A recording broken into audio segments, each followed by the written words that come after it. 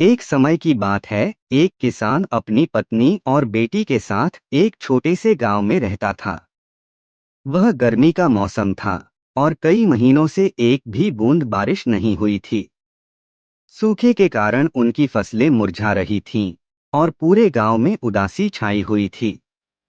सभी लोग बारिश का इंतजार कर रहे थे, लेकिन बारिश नहीं आ रही थी। धीरे धीरे सभी ने उम्मीद खोनी शुरू कर दी।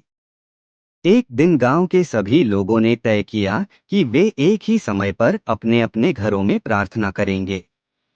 किसान, उसकी पत्नी और उनकी 6 साल की बेटी एक साथ प्रार्थना करने बैठे। किसान ने हाथ जोड़कर भगवान से प्रार्थना की, हे भगवान, मैंने सुना है कि आप अपने बच्चों की प्रार्थना सुनते हैं। हमारी फसलें मर रही हैं। कृपया जल्द ही बारिश भेजें ताकि हम जी सकें। किसान की छोटी बेटी ने भी भगवान से कहा, हे भगवान, मेरे पिताजी बहुत दुखी हैं। आप सब कुछ कर सकते हैं। हमारे गांव में बारिश करवा दीजिए। प्रार्थना खत्म होने के बाद किसान अपने खेत जाने के लिए तैयार हुआ। यह देखकर बेटी ने उससे पूछा, पिताजी, आप कहाँ जा रहे हैं? किसान ने कहा, मैं खेत में कुछ काम करने जा रहा हूँ। यह सुनकर बेटी दौड़कर अंदर गई और छाता लेकर आई। छाता देखकर किसान ने पूछा, तुम छाता क्यों लाई हो? सूरज तो छिप गया है और शाम हो गई है। बेटी ने जवाब दिया, पिताजी, हमने भगवान से बारिश की प्रार्थना की है। अगर हम बिना छाता के जाएंगे तो बारिश में भीग जाएंगे। बेटी की इस बात ने किसान को चौंका दिया।